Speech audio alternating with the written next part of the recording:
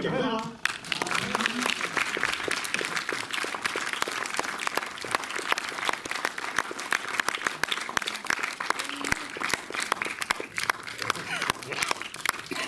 Et son fan club du premier rang. Merci. On va juste dire 2 mots en introduction, parce que de toute façon, on revient à la fin pour commenter les 2 films une fois que tout le monde les aura vus dans cette salle. Est-ce que tu veux nous dire 2 mots, si tu es l'un et l'autre? Bien sûr. Et peut-être présenter les personnes qui ont collaboré au film et qui sont présentes. Alors, donc, Dominique Barbier a monté Bonjour Monsieur un Mensch, premier film qu'on va voir. Ouais, on peut applaudir Dominique.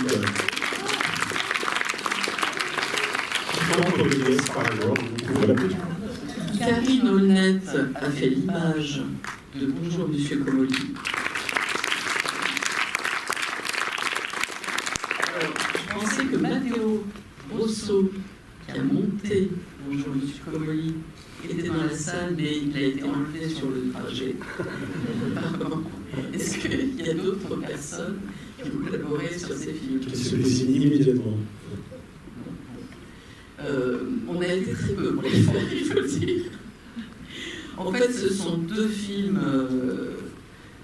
très chers à mon cœur, vous l'avez compris, et qui sont tous les 2 des films improvisés. Donc, Un Mensch, c'est un film que j'ai tourné avec mon téléphone il y a presque 7 ans, et que j'ai monté avec Dominique l'année dernière. Parce que vous comprendrez en voyant le film, je n'arrivais pas à le monter avant. Et puis Bonjour Monsieur Comolli, c'est un film qui a été, au fond d'une certaine façon, commandé, en tout cas désiré, par Jean-Louis Comolli, et que je me suis mise à improviser en demandant à Karine de tenir la caméra, parce que je pensais, moi, comme j'aime beaucoup filmer, je pensais que j'allais filmer moi-même, et puis Jean-Louis a dit « Je ne veux pas que tu me filmes parce que je veux que tu m'écoutes. Je trouve quelqu'un qui tienne la caméra. » Et j'ai trouvé Karine. Heureusement que Karine nous a trouvés. Et cette conversation qui était partie pour être une seule fois, finalement, vous le verrez dans le film, a été renouvelée, je pense, parce que Jean-Louis était heureux de nous retrouver, et nous, il semble qu'on était heureuses de retourner voir Jean-Louis. Et je pense que ces 2 films pourraient s'appeler peut-être Un Mensch tous les 2, parce que j'ai eu la chance de connaître ces 2 personnes, ces 2 hommes remarquables, et la chance de pouvoir faire quelques images, capter quelques instants de vie avec eux. Jean-Louis, dans le film, et d'ailleurs vous l'avez repris en fait dans la bande-annonce, dit le cinéma est un sauveur, un sauveteur. À un autre moment, il dit quand on les filme, les choses deviennent précieuses. Et c'est vraiment, je pense, ce qui m'a mise en mouvement en fait pour faire ces 2 films si différents et si semblables au fond. C'est ça. C'est que moi, j'ai pas aimé le cinéma principalement d'abord comme cinéphile.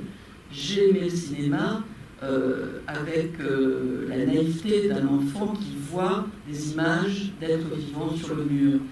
Et c'est ça qui me meut, en fait, dans le fait de faire des films, c'est de capter, grâce à cet outil, enfin c'est même plus qu'un outil extraordinaire, sacré,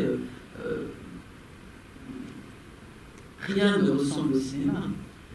De capter le frémissement de la vie, parce que ces 2 êtres, hélas, sont morts, et pourtant vous allez passer 2 heures en leur compagnie, comme s'ils étaient vivants.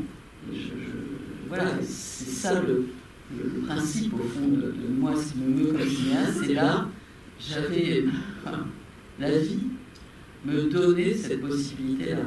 Alors, dans un mouvement très spontané de ma part, avec Didier, mon mari, et dans un mouvement que désirait Jean-Louis et auquel je me suis prêtée dans le 2e film, Bonjour Monsieur Comolli. Donc évidemment, c'est extrêmement troublant de montrer ces 2 films-là en même temps, ici. voilà, j'habite de l'autre côté de la place. Enfin, il y a quelque chose de très singulier et qui ne se reproduira jamais, je pense, dans le fait de montrer ces films en présence. Parce que je pense que moi en tout cas, quand j'ai fait mes autres films autobiographiques, ça n'était pas, il y a d'autres cinéastes qui aiment ça, mais n'était pas je vais les montrer et en parler. C'est plutôt presque le contraire en fait. C'est-à-dire ce sont des films qui conservent le mouvement de la vie, pas pour être là en présence et les commenter et en parler. Je suis heureuse d'être là avec vous, mais c'est très spécial et singulier. Ce n'est pas comme un film militant ou un film qu'on a envie de commenter. C'est autre chose en fait. C'est pour après la mort, on peut dire. Après la mort des êtres, après la mienne. Avec, modestement, personne ne les projettera, mais dans mon mouvement, dans mon désir de les faire, il y a ça. Il y a cette idée ontologique au cinéma d'immortalité. Donc là, il y a quelque chose de, évidemment, très, très, très spécial. On Didier s'asseyait là, je suis de l'autre côté de la place, enfin bon, Jean-Louis est venu, etc. Les fantômes sont là aussi dans la salle, pas seulement sur les formes. Donc c'est un moment que je suis bien contente d'avoir la possibilité de partager avec vous et avec Stéphane ce soir. Merci Dominique, à tout à l'heure pour en parler.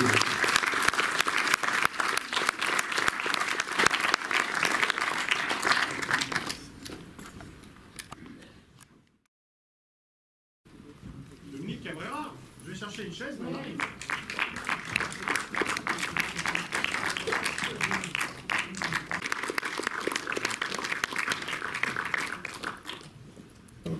Très facile de prendre la parole juste après, hein.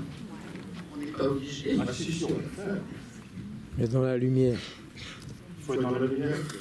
Michel Arade. La lumière est là, et la chaise arrive là aussi. Et il y a Corinne Boff pour venir dialoguer avec nous. De périphérie. Tiens.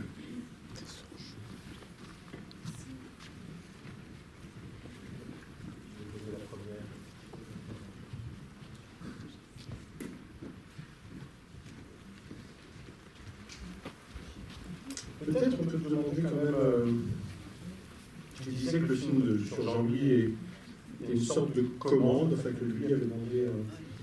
Est-ce que tu as compris ce qu'il attendait de toi? Parce qu'à l'intérieur du film, il y a cette interrogation sur le fait que peut-être il te demande de faire ce qu'il n'a jamais réussi à faire, c'est-à-dire quelque chose sur l'intime.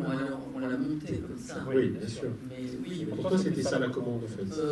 Je n'ai pas compris tout de suite. J'ai pas compris tout de suite, je l'ai compris progressivement. C'est-à-dire qu'au début, moi j'ai vu, donc au début, quand Jean-Louis me demande de faire ce film, pour moi, je suis cinéaste, je vois ce qui est en train de se passer, donc je lui. Non, mais je ne vais pas être seule à être assise. Non, regarde, il y a la deuxième chaise qui arrive pour Corinne.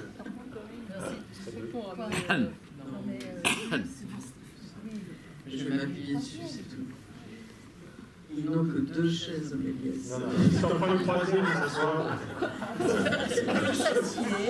On s'assied, il va y avoir une troisième. Moi, je peux pas être là, comme ça je suis assise. Bon, alors Jean-Louis, donc, oui, alors moi, donc, cinéaste, je vois que. Voilà, il a un cancer, on parle énormément de ça. En fait, ce qui se passe, c'est qu'il téléphone, on se téléphone et on parle de ça. Et pour moi, donc, c'est ça le sujet, on pourrait dire. Or, je lui dis, et je lui envoie le commentaire du film de Van der Keuken, Vacances de cinéaste. Voilà. Bon, voilà, puisque ça paraissait être la voie où on allait aller. Et là, il me répond tu n'es pas Wim Wenders et je ne suis pas Nicolas Ray. Puisqu'il y a un grand film de Wim Wenders, Nix Movie, où donc Wenders filme la fin de Nicolas Ray. Donc ça, c'était le grand sens de l'humour de Didier, hein, c'est un peu ce qu'ils ont en commun tous les deux, là. De Jean-Louis, Didier et Jean-Louis, c'est ce qu'ils ont en commun. Donc tu n'es pas Wim Wenders, je ne suis pas Nicolas Ray. Donc il n'est pas question de faire un film là-dessus, sur la maladie et la mort. Et puis, au fond, vous avez vu le film, c'est ce qui se passe finalement. c'est lui qui le veut. Je ne le conduis pas spécialement. Moi, je vois bien que c'est le sujet, mais c'est lui qui se met à le faire. Et en effet, et d'ailleurs, les livres qu'il écrit les 2 livres qu'il écrit pendant qu'on fait le film sont 2 livres très très personnels. Vous en avez un extrait que Isabelle Lecoff lit en improvisant, puisqu'il vient de me le donner, et l'autre livre est très beau aussi. C'est un livre sur la rêverie, l'imaginaire, les fantasmes. Et en effet, je pense que consciemment ou inconsciemment, parce qu'il y avait plusieurs personnes qui voulaient faire un film sur lui, qui lui avaient proposé. D'ailleurs, quand on se dispute par un moment, il dit « Non, mais ça va pas, machin, vous voulez faire un film sur moi, etc. » Et donc, s'il me demande à moi, qui suis quand même si loin de lui sur le plan du cinéma, même si j'en suis proche sur le plan personnel, mais pourquoi moi? Je pense pour ça. C'est-à-dire que voilà, il savait bien que, au fond, c'est ce film-là que je ferais. Et c'est ce qu'il souhaitait. Juste une question, j'ajoute quelque chose, c'est-à-dire que, en fait, l'autre film, Ginette Lavigne a fait un très beau film sur la pensée de Jean-Louis, et il a été fait. Et il y a eu énormément de captations, de conférences, de cours, les ateliers parents, etc. Donc, je n'avais pas cet autre film, il était déjà fait. Et il n'intéressait pas beaucoup Jean-Louis. Parce qu'à un moment, Isabelle et moi, puisqu'on était entre faire un film improvisé ou faire un film préparé. D'abord, on s'est vu une fois, je ne sais pas où est Karine, si elle est donc Karine, on va avec Karine une première fois, ça devait être la seule fois. Puis après, Jean-Louis veut qu'on vienne, puis on vient, alors qu'est-ce qu'on va filmer, etc. Et en fait, Jean-Louis, une des choses qui l'intéressait beaucoup, et moi également, c'était de filmer sans préparer. Dans la conversation, c'est ce qu'il essaye en partie de faire avec le film, son dernier film qu'il a fait avec Nicolas Philibert, Le hasard et la nécessité, je pense que ça s'appelle. L'idée de... vous voyez, là on a préparé, mais en même temps on improvise. Donc l'idée de filmer de la conversation dans le mouvement de son improvisation. Donc c'est beaucoup ce qu'on a fait là. Mais en même temps, il y avait quand même l'idée, qu'est-ce qu'on va faire, on s'interrogeait, etc. Et à un moment, une des pistes qu'on a suivies, c'est, et que Jean-Louis avait proposé, c'est je vais parler de tes films, tu vas parler des miens. On va commenter nos films. D'abord, il y en a fait énormément. Et puis, je me suis vite rendu compte qu'ils ne s'intéressaient pas tellement aux miens. Et moi, ça m'était totalement égal. Parce que moi, c'est à lui que je m'intéressais. Et pas tellement à ce qu'il pouvait dire de mes films, surtout si ça ne l'intéressait pas. Après, il y a eu des morts. Il m'a dit, je vais payer une journée de plus de mon tournage. Parce que je voudrais quand même parler de tes films. Mais franchement, ce n'était pas le sujet. Non, mais dans le film, on a le sentiment que tu t'intéresses plus à ces textes critiques et théoriques qu'à ces films eux-mêmes. Tout à fait, mais parce que c'est ce qu'il était en train de faire. Tu vois, c'est-à-dire que... Et lui ne s'intéressait pas tellement à ces films. Vraiment. C'est-à-dire que Isabelle, donc pourquoi Isabelle est avec moi là, c'est que Isabelle a eu le projet d'écrire un livre sur son travail. Et voilà, ça s'est fait comme ça, il n'y avait pas vraiment de production, il n'y avait pas d'argent, puisqu'on a improvisé le film pour faire le film. Et donc il y avait un tout petit peu je ne sais même pas si on peut dire d'argent, mais d'aide avec la fac d'Isabelle qui m'a fait venir faire des cours, et puis avec ses étudiants qui sont génériques, qui ont commencé le montage, et qui ont un peu aidé, enfin. Et du coup, Isabelle s'est inscrite dans cette... on a inscrit Isabelle dans cette histoire, parce qu'elle faisait quelque chose en fait avec Jean-Louis qui était de commenter, de travailler sur ces films, mais pas tellement de les regarder en fait, de s'en souvenir. Donc c'était pas tellement cinématographique. Donc j'ai un peu filmé ça, mais c'était... Non, ce qui se passait véritablement, c'est qu'il était en train d'écrire le livre et de penser à sa vie et puis de se battre contre le cancer. on se disait avec Karine, là, en attendant, qu'en fait, on mesure maintenant le courage qu'il a eu de faire ce film. C'est-à-dire qu'il était réellement en train de se débattre et de se battre, et d'une façon... c'est un peu bizarre, puisqu'on montre ces deux films. Didier, entre le moment où la maladie, il a eu connaissance de la maladie et sa mort, très peu de temps se sont passés. Jean-Louis, ça faisait des mois et des années qu'il était là-dedans, à aller à l'hôpital, c'est ce qu'elle refusait de dire. Elle a supporté la chimiothérapie et tout ça. Il était très affecté, en fait. Et il nous donnait quand même rendez-vous. C'est lui qui... Et vous allez revenir, machin... Jusqu'au jour du vin et des roses. Voilà. Qui n'arrivera jamais. C'est le titre d'un film génial de Black Edwards. C'est troublant en fait de voir les deux films, c'est qu'ils se font évidemment très fortement écho, mais même sur les deux livres. Il y en a un qui les écrit, l'autre qui les rêve. Il y a des tas d'éléments qui font que quand on voit l'un boire, on pense à l'autre. C'est vraiment deux films au miroir. Et en fait, la question du miroir est partout, parce que dans le film sur Jean-Louis, tu ne gardes presque que ce qui parle de l'enjeu que tu viens de décrire, c'est-à-dire la finitude, le fait... Il y a beaucoup de choses sur le cinéma. Oui, mais même le cinéma a beaucoup à voir avec ça, en fait. Tu vois, quand il explique, par exemple, que la seule chose intéressante, c'est pas de filmer la maîtrise, mais la fragilité, et qu'en même temps, il se protège parce qu'il n'a pas envie que sa fragilité à lui se voit, et que du coup, tu laisses le reflet, vous laissez avec Karine le reflet extérieur pour flouter cette fragilité. Oui, on parle de cinéma, mais on parle... C'est-à-dire qu'en fait, ce que j'ai essayé de faire avec Mathéo dans le montage, c'est un peu comme de faire une doublure en soi, si tu veux, d'une veste. C'est-à-dire que si un jour tu revois le film, tu verras que, comme dirait Jean-Louis, tout est dans le film, y compris son propre commentaire. Et ça, bien sûr, c'est arrivé dans la vie, mais c'est aussi que c'est fictionnel, si tu veux. C'est-à-dire qu'on l'a monté pour que ça raconte à la fois à l'envers et à l'endroit. Pour ceux que ça intéresserait. En tout cas, principalement pour nous. Mais je pense que même si on ne le saisit pas, dans son détail, ça crée quelque chose. Ça crée une sorte d'épaisseur peut-être. Donc moi je suis très d'accord, c'est ce qui m'apparaît le plus fortement là, l'émotion très très forte d'un film et de l'autre, c'est quelque chose qui est de l'ordre du portrait d'intellectuel, très dans le monde. Ils sont dans le monde, ils luttent contre la maladie, les deux luttent contre la maladie, mais la pétillance de leur intelligence et de leur humour est là. Et le monde compte, et il faut toujours combattre et toujours écrire.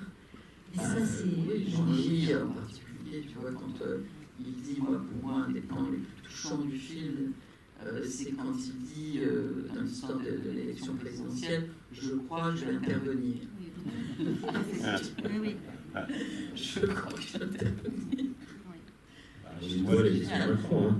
Oui, voilà, exactement. Mais justement, notamment en revoyant les films, puisque le hasard, comment dire ça, l'épanouissement qui est arrivé dans ma vie pour que j'aille fabriquer ces deux films la même année, fait que je les ai vus ensemble et qu'évidemment c'était une source de réflexion pour moi.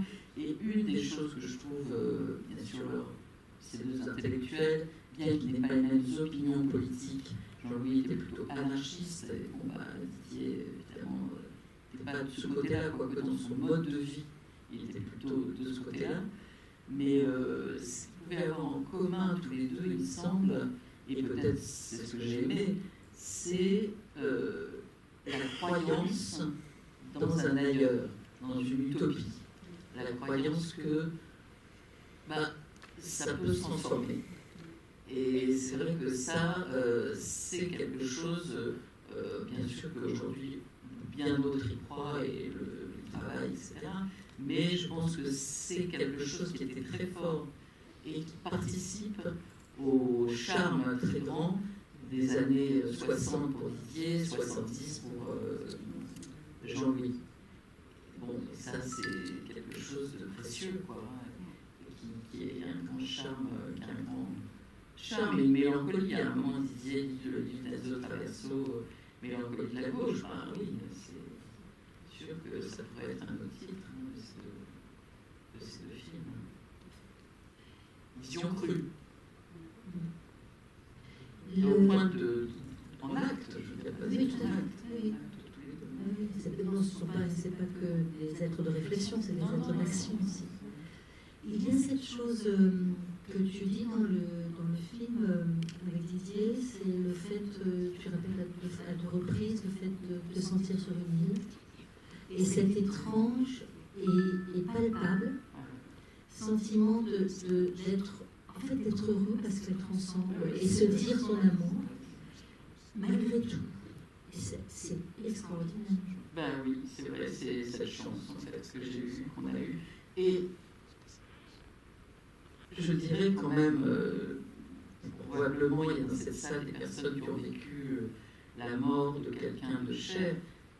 Grande chance que j'ai eue et qu'a eu Didier de très peu souffrir. Oui. Est-ce que c'est ce qu'il dit en tout cas? Non, mais c'est vrai que vous avez peut-être vécu des agonies épouvantables, de souffrance, d'horreur. Didier n'a pas vécu ça. Le moment où il y a eu plusieurs moments de souffrance, mais proportionnellement, c'est à peu près ce qu'il y a dans le film, quoi. Et il est mort. Voilà. Et donc, je pense que le bonheur qu'on a partagé à ce moment-là venait aussi du peu de temps qui reste. Je ne sais pas, d'une sorte de chance, de miracle, je ne sais rien, mais aussi, sur le plan très concret, qui n'est pas la souffrance. Non. C'est-à-dire qu'en fait, il est mort au moment où on commentait un film. Et il est mort avant que la souffrance nécessite le fait d'administrer un film. Alors que Jean-Louis a fait énormément de films. Et c'est ce qui a permis de faire ce film aussi, je pense. Enfin, tel qu'il est, après, on saura de ce film, mais je ne me suis pas empêché de filmer quelque chose d'insoutenable. Tu es d'autant plus autorisé que d'abord tu dis que ça permet de retenir la vie, et tu lui dis aussi, avec fort probablement aussi quelque chose d'un petit peu magique, que tant que je te filme, tu vis, avec quelque chose tout à fait, oui. de cet ordre-là. Encore, si tu as un moment, j'ai pensé que j'aurais pu appeler le film Encore. C'est ça, d'ailleurs, c'est cette chose inouïe qu'on vit en présence de quelqu'un qui va mourir. C'est ce qu'on dit dans le film avec Jean-Louis, d'ailleurs. Tant que la mort n'est pas là, la vie est là, donc tu peux penser qu'elle va se poursuivre. Et dans le fait de filmer, il y avait ça certainement, il y avait le plaisir de le filmer, tout simplement, je pense qu'on le ressent, sa beauté, son charme, son humour, etc. Mais aussi, encore un instant du jeu pour encore un plan, encore un jour, Encore un je t'aime aussi, parce que quand même, le film est traversé par le désir de se dire encore. Qui était là. Oui, bien sûr.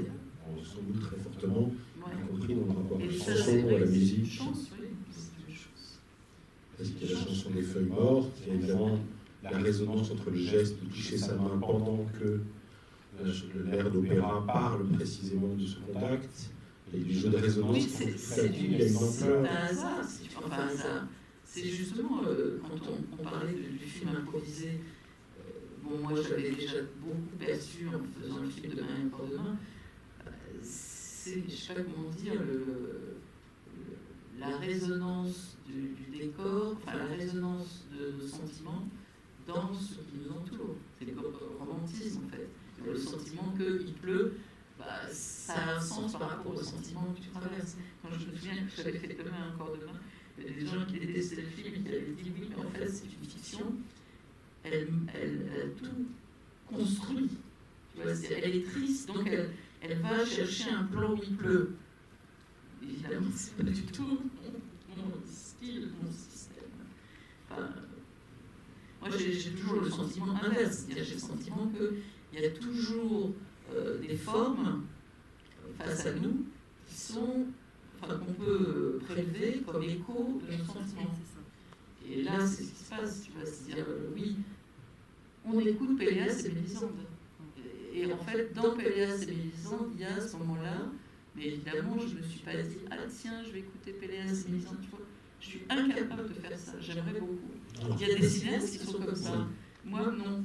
Ce qu'on perçoit, c'est que probablement tu entends effectivement les paroles, après avoir vérifié que est-ce que tu entends bien les paroles, et au moment, c'est vrai que c'est monté comme ça, au moment où tu entends la phrase qui résonne avec ce que vous êtes en train de faire, il y a une légère pression de la main qui provoque encore plus le monsieur. Je pense que c'est encore plus inconscient que ça, si tu veux. Tu vois, je pense que j'entends même pas pendant mon bref. C'est pas intéressant, mais c'est-à-dire que là, on voit bien, par exemple, dans une conversation, comment nos actes vont plus vite que nos pensées. Enfin, moi, je trouve, pour moi, d'autres sont différents, mais nos actes, nos inspirations, beaucoup de décisions sont prises, on va dire, je vais peser le pour et le contre, et tout ça, puis en fait, non. La décision, elle est pulsionnelle. Pas souvent. Et là, je pense que, en particulier dans ce genre de film, c'est pour ça que pour moi, je rapproche de la photographie, c'est-à-dire vraiment de la pulsion, de ce qui fait que c'est ton corps, tes gestes, ton acte, ton être qui va décider en lien avec ce qui se passe.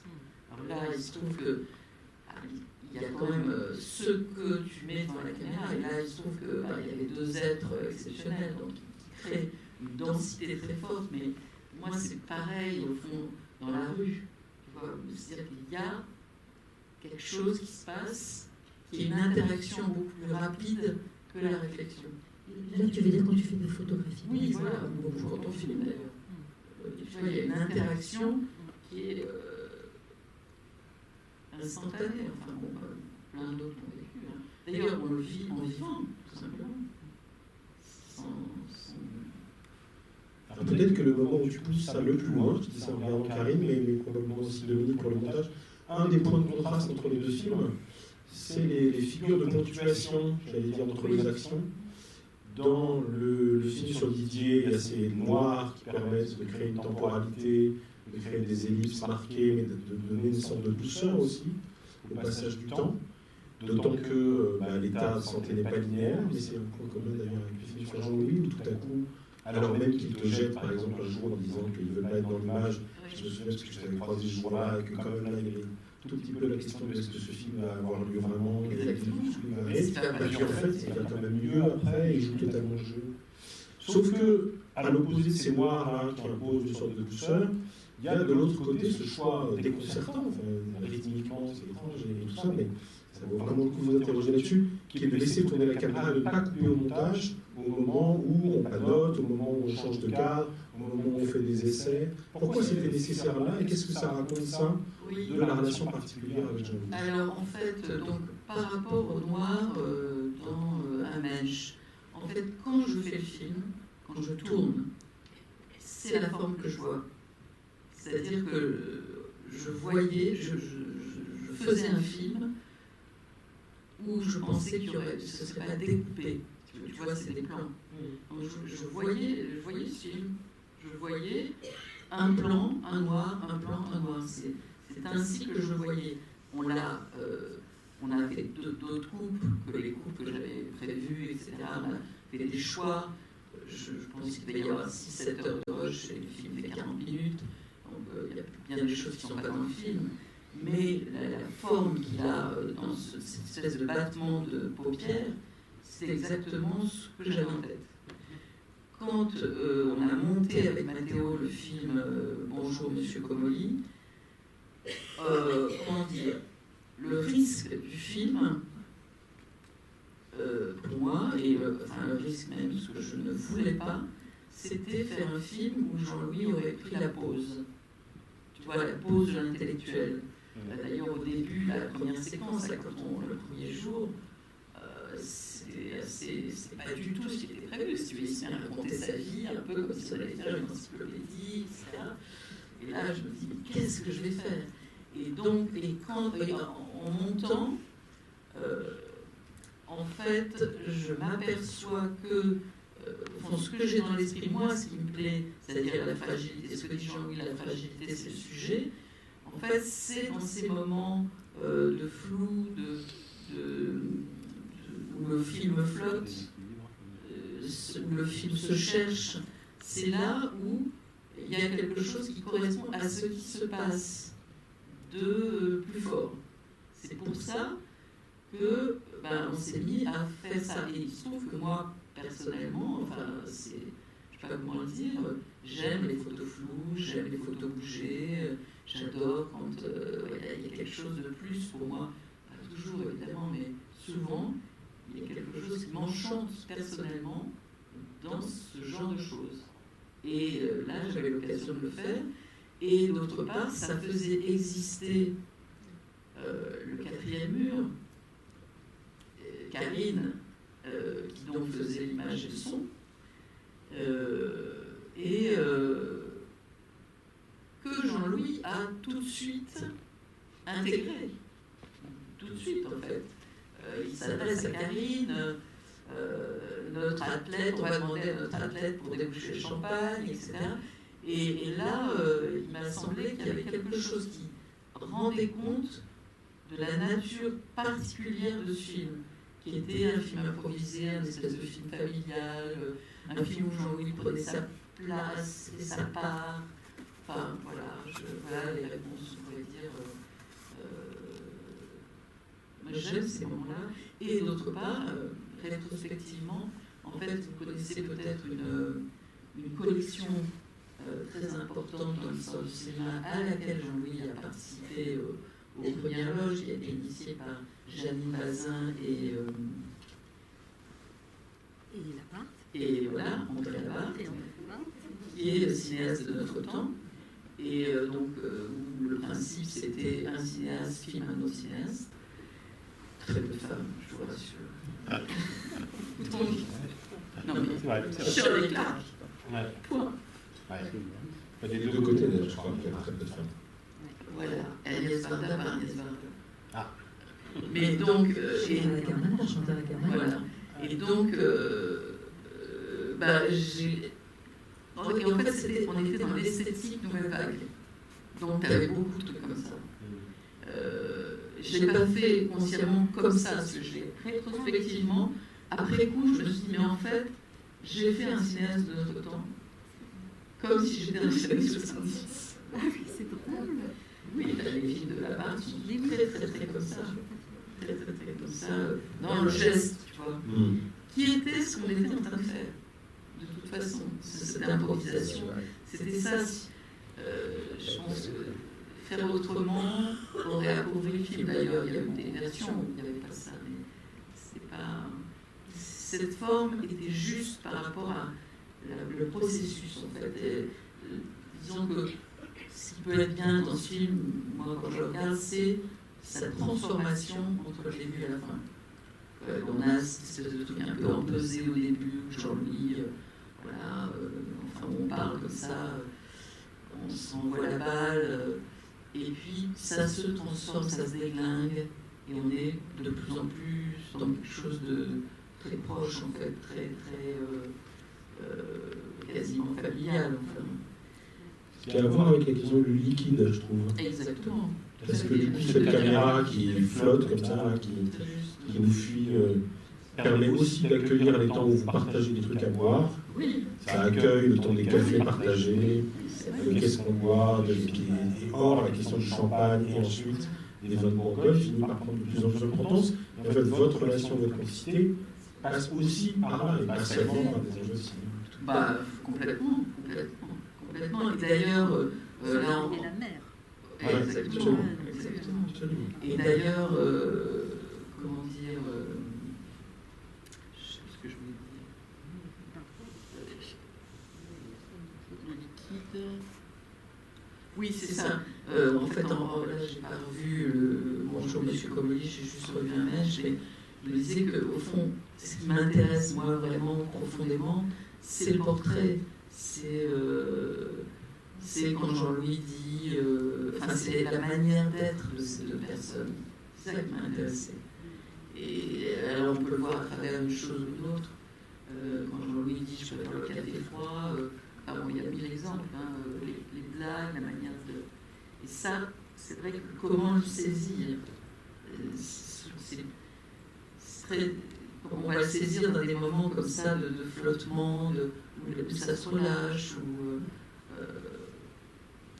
je dirais pas, ils oublient la caméra, c'est le contraire, ils s'intègrent, ils en jouent, et Jean-Louis en particulier en joue beaucoup. Il est tout le temps conscient de son fait, et il interpelle Karine, elle est là-bas, oui. Il interpelle Karine, et voilà, il y a tout ce jeu, en fait, qui était tellement plaisant, et qu'on a beaucoup aimé, et lui aussi. Quand elle dit dans la voiture, il est très content de sa petite équipe de cinéma, c'est vrai. C'est-à-dire que là, on est arrivé, vous avez dû vivre avec des malades, il était complètement épuisé, et puis hop, il reprenait vie à travers la relation et je pense le plaisir de faire quelque chose ensemble, ce qu'on éprouvait nous aussi. Qui veut poser une question ou réagir au film?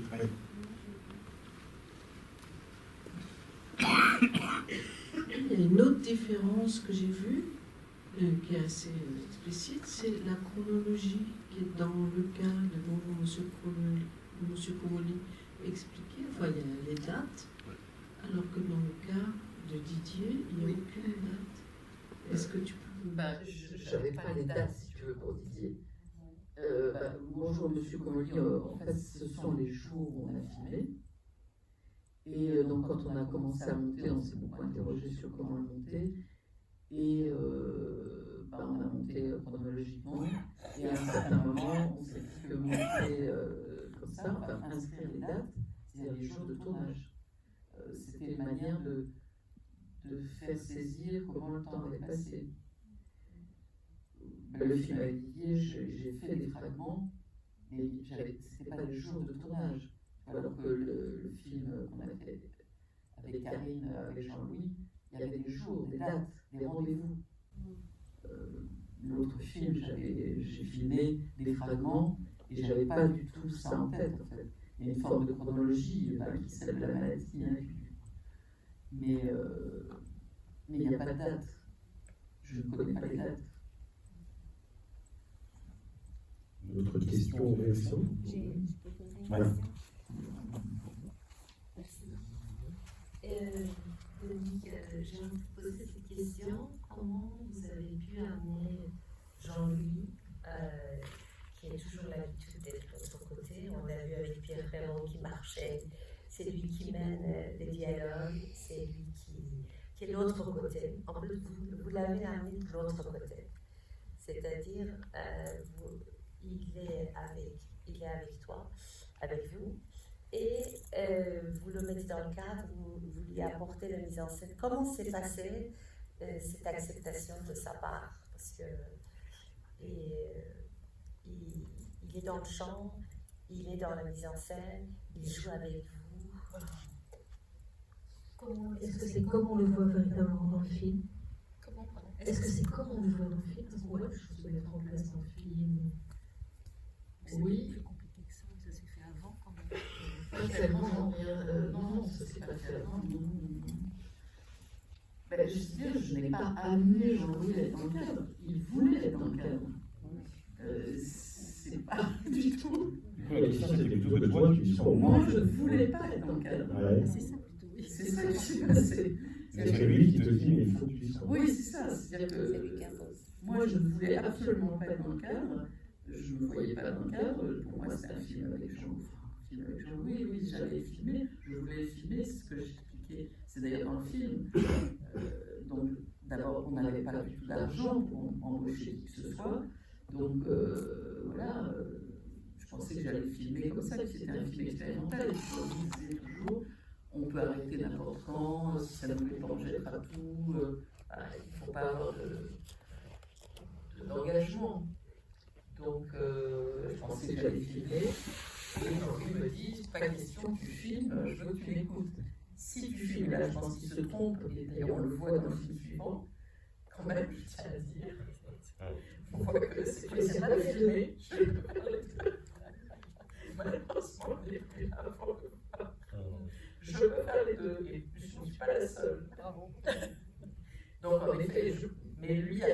sentiment, mais ça, je pense que par rapport à lui, c'est vrai. C'est-à-dire qu'il avait le sentiment que si je filmais, il n'aurait pas le sentiment d'être écouté. Et qu'il voulait être écouté. Et donc, pour être écouté, il fallait que je ne filme pas. Et donc, quelqu'un d'autre filme qui a une triangulation, qui correspond beaucoup plus d'ailleurs à son type de cinéma. Il le dit d'ailleurs, enfin, voilà, on fait ce que je fais est beaucoup plus physique. Lui, il va faire un cinéma plus conceptuel, froid, enfin, avec une forme de froideur, qui n'est pas du tout symétrique. Et je pense que ta question était juste, je pense qu'il a désiré, ou en tout cas il m'a choisi, que j'aille de ce côté-là, du côté où il était en train d'aller en fait, hein, mais dans les livres. Il dit bien que c'est un besoin. Il dit plus que c'est un désir, c'est un besoin pour lui. Hein. De s'exprimer, de se livrer, en somme.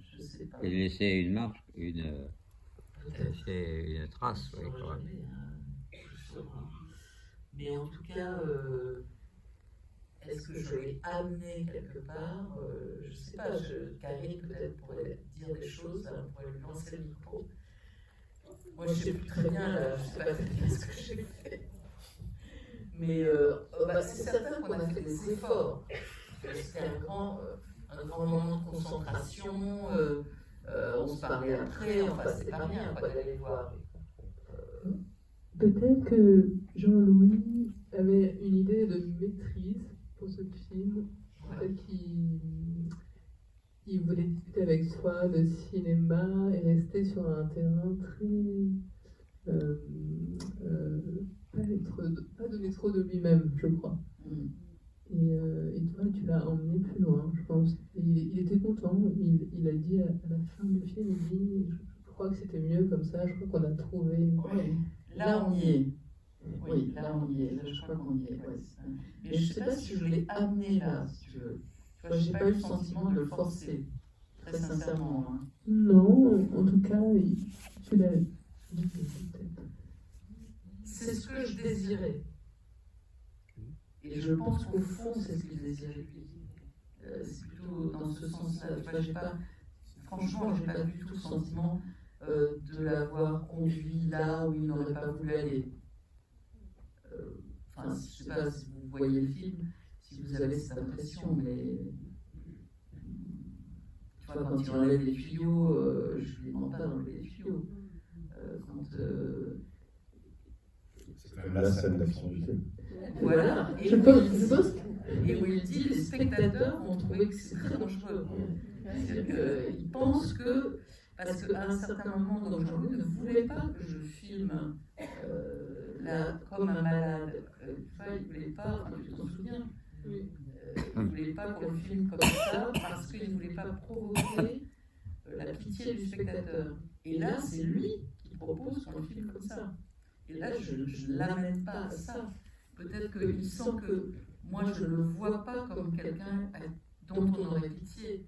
Et que c'est ça qui provoque son changement ou son indifférence. J'en sais rien, en fait. Pourquoi il a changé? Parce qu'en effet, ce qui peut être beau dans le film, c'est un mouvement. Enfin, c'est quelqu'un qui est dans un mouvement. Jean-Louis, il y a un mouvement qui décrit de quelqu'un qui est assez comme ça sur la réserve et qui se livre. Peut-être que dans son cinéma à lui, il avait l'habitude de la maîtrise. Ouais. Et il est ravi parce qu'il sent que tu l'emmènes ailleurs et je crois qu'il jubile. Ouais. Mais où il a cherché à emmener ceux qui l'a filmé. Les personnes qui l'a filmé, il a cherché avec des moyens différents de justement la fragilité de ces sujets. Quand il le dit, il le pense. Et il s'applique à lui-même son ordonnance. Mais je n'ai pas le sentiment d'avoir, vous avez compris. Oui. Est-ce qu'il a participé au montage? Non, parce que, d'ailleurs, c'était une grande chance. Je ne sais pas. Non, mais je n'en sais rien. Enfin, on ne saura jamais, puisque malheureusement, tu vois, il est mort à un moment bien avant qu'on commence à monter. Mais en effet, je pense qu'il y aurait eu une petite discussion. J'aurais aimé, oui. Je ne sais pas. On ne saura jamais. Après, justement, j'ai montré le film. C'est pas une une réponse à ça, mais j'ai montré le film à sa sœur, en fait, qu'on voit au début, Annie. Donc on a été Mathéo, moi et Karine. Une fois qu'on était au bout, le montrer en ayant un peu des craintes. Qu'elle me demande, crainte, voilà, c'était comme ça de toute façon. Qu'elle me demande de couper des moments où je ne sais quoi. Et en fait, Annie a aimé le film. Et elle a été touchée par le film. La seule chose qu'elle a dit, c'est ça bouge quand même un peu trop. Vous devriez couper les moments. Réfléchissez peut-être que. Les moments où ça bouge, moi j'aimais bien les moments où ça bouge. On a peut-être enlevé un ou deux. Ah, ça bouge, oui, ça bouge. Quand ça bouge, j'aimais pas. Ça fait penser à Rouge, ça. Voilà. Annie a beaucoup travaillé avec Rouge. En fait, Annie était une collaboratrice de Jean Rouge. Donc, oui, c'est drôle. C'est Rouge. Une autre question, réaction. Ouais. Et Varda. Et Varda. J'ai eu beaucoup de chance de pouvoir faire ces deux films, j'en suis heureuse. À la fin d'un Mensch, il y a un long plan séquence sur la vie dans la rue. Un très long plan où on voit deux filles qui s'embrassent et puis des passants. Et après, un film de grande intimité, je trouvais que c'était assez fort de faire ce plan où on revient dans le monde, la vie continue. Le dernier, vous parlez, j'entends mal, vous parlez du dernier plan de Bonjour Monsieur Comolli? Non, c'est un Mensch. C'est au boulevard de Grenelle. Non, c'est dans le dernier plan, Bonjour Monsieur Comolli. C'est dans Monsieur Comolli. Oui, c'est le dernier plan en fait. C'est-à-dire que. D'accord. C'est dans Monsieur, mais c'est pareil. Ce sont Oui, c'est vrai, c'est pareil. Et il y a ce retour dans la vie, dans la rue. La vie. Oui, c'était sa rue en fait. Quand on, avec Karine, on a fait ce plan. Enfin, je ne sais pas ce que ressentait Karine, mais moi c'est ce que je ressentais. C'est-à-dire que c'est un peu l'idée du portrait en fait. Qu'est-ce qui fait la vibration particulière de quelqu'un dont on va garder quelque chose. Ce film, ça peut être aussi ça, sa rue, avec les gens qui sont dans la rue, à cette époque-là. Là, je pense que si on voit le film dans 30 ans, ça aura une autre saveur, en fait, ce plan-là. À ce moment-là, il y avait ces gens-là qui traversaient cette rue, c'était comme ça. Et puis évidemment, comme ce que j'essayais, cette espèce de vision romantique en fait de l'univers, c'est un peu la même chose pour moi. Ça existe dans ce plan, c'est-à-dire que les personnes qui sont là, les deux amoureux, la vieille dame, enfin, ça c'est comme si, dans mon esprit, c'est comme si c'était comme une espèce d'écho de la vie qui a passé pour Jean-Louis. En tout cas, inscrit comme ça à cet endroit-là du film, c'est ce que je vois. La vie a passé, et c'est là. Et il y a donc la musique à ce moment-là. Donc en fait, après la mort de Jean-Louis, il y a eu un hommage à la Cinémathèque, dans les anciens locaux de la Cinémathèque, qui sont maintenant le musée de l'urbanisme à Chaillot. Et Michel Portal, qui a fait donc qui est un grand musicien, qui a fait la musique de plusieurs films de Jean-Louis, a improvisé pendant qu'on faisait des lectures de textes de Jean-Louis. Et il se trouve que ce morceau a été enregistré et que Michel Portal me l'a donné, donc on a monté donc, ce morceau méditatif là sur cette rue avec en effet la vie qui continue. Voilà ce que je ressentais en fait. La vie qui continue. Il est vraiment mort dans la vraie vie. Et cet instant-là, en fait, comment dire, cette période-là, cet instant, les deux films sont au présent. L'instant. On est dans. Tu t'es interrompu, je suis désolée. Je t'en prie, on est là pour t'écouter en même temps. L'instant, c'est ça qui est très fort, je trouve, quand on regarde la vie dans la rue, c'est qu'on est complètement dans le présent, dans l'instant. Je disais que cette promesse du vin et des roses, elle est très belle, et donc du coup, j'en suis même venu à me demander si il n'y avait pas eu une rencontre après celle que tu filmes. Non, il est vraiment mort avant que vous y retourniez. Bah, moi, je suis allée le voir quand il était en train de mourir, mais j'ai laissé le téléphone, je n'ai pas filmé. Mais oui, je l'ai vu juste avant qu'il meure, mais voilà. Une petite dernière question? Oui. Non, il en manque une. Non. Oui, le film est au présent, mais vous partez de l'Algérie quand même pour arriver en Bourgogne, là. C'est Vin Blanc de Bourgogne, qu'est-ce que c'est? C'était le futur, c'était le futur. Et quand même, vous êtes bien allé du passé au présent. Oui, c'est Au futur, je veux dire, oui. Enfin, la vie est là, quoi, quand même, c'est vive et bon, c'est beau, quoi. C'est-à-dire, oui, on espère que le vin récolté va devenir meilleur. On pourra le boire. Mais pourquoi la Bourgogne alors? Parce que Jean-Louis aimait ce vin-là, il n'y a pas de... Un goût qu'il avait, quoi. Bah oui, je pense. Ouais. Voilà, normalement, dans une conclusion idéale, on dit, et d'ailleurs, on va tous boire du vin de Bourgogne ensemble. On n'a pas prévu ça. C'est à ouvrir des bouteilles, oui. Si l'un d'entre vous veut nous accueillir chez lui pour boire du vin de Bourgogne, n'hésitez pas. Merci beaucoup, Corinne. Merci, Dominique Cabrera. Merci à tous. Deux dernières journées, demain, les deux derniers moments complexes. Double foyer de Claire Massé et le père de sa fille de Erwan Leduc. Il n'y a évidemment plus de place ni pour Kelloch, ni pour l'Algérie, puisque les deux salles sont déjà pleines. Mais il reste des places pour les deux filles de Luc Moulet, qui sont vachement bien. Alors, je montre 2 films ce soir. 2 films qui sont très très chers à mon cœur.